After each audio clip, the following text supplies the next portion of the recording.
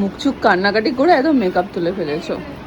এইটা কিন্তু আমি সাজানোর পর একদম করবে না। সমস্ত গ্রামে কি এগুলোই হয় আমি জানি না, মানে ব্রাইড রীতিমতো বসে আছে, কিচ্ছু করছে না। এখন তো 4:30 বাজে, তো তোমার কি 7টা বাজবে? বিশ্বাস করো তখনও অবধি জানতাম না যে এত কিছু ঘটে যাবে এই কিছু সময়ের মধ্যেই। এদিন আমার ব্রাইডের লোকেশন ছিল মেচেদাতে।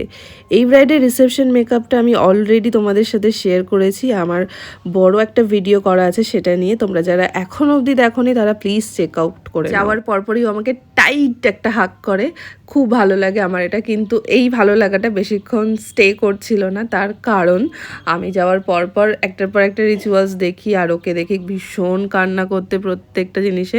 আর এইখানে এতটাই কান্না করেছে যে ওর সমস্ত মেকআপ ধুয়ে গেছে। যদিও এই মেকআপটা আমি করিনি, ও নিজে করেছিল, হয়তো বা বাড়ির কাউকে দিয়ে করেছিল। তারপর আবার দেখলাম যে গায়ে হলুদের জন্য নিজে থেকেই রেডি হয়ে গেল। কিন্তু এখানে ওর একটা বিশাল বড় আফসোস যে গায়ে হলুদের সময় ও একটুও ভালো করে সাজতে পারেনি আর ফটোও তুলতে পারেনি। তো সেটা ভেবেই ভীষণ মন খারাপ করছিল। আর কি করা যাবে বলো, সময় তো আর বসে থাকবে না। কিন্তু ওকে দেখেছিলাম বসে থাকতে প্রথম দিকে। শুরুতেই যদি সব পরপর করে নিত তাহলে হয়তো নিজের মতো করেই সবটা করে নিত। তখন অলমোস্ট 6টা কি 6:30 বাজবে। আমি তো দেখে ভেবেছিলাম যাকগে সব কমপ্লিট হয়ে গেছে, এবার চলে এসছে, মেকআপটা এবার শুরু করতে পারবো। কিন্তু আই ওয়াজ রং, আমি ভুল ছিলাম। তখনও অবধি ওর অনেক কিছু কমপ্লিট ছিল না। যাওয়ার পাশে তুমি কি ভেবেছিলে আমি আসবো না? আমি আসবো না ভেবেছো? ও আমাকে আসবো না ভেবে ক্যান্সেল করে দিয়েছে। আমি বলছি এখন ক্যান্সেল কেন করছে? বলছে মা ভাবছে তুমি আসবে না, তাই।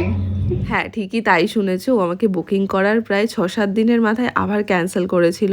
তার কারণ এটাই ভেবেছিল যে আমি হয়তো যাব না ওর কাছে। তা যাই হোক, এবার আমি ওকে একটা 8 পৌড়েভাবে শাড়ি পরিয়ে দিলাম। কিন্তু এ কি, ও তো চলেই গেল কোথায়। দেখতে গিয়ে জানতে পারি যে ওর এখনও নানি মুখ করা বাকি আছে, যেটা এই সন্ধেবেলাতেই হবে।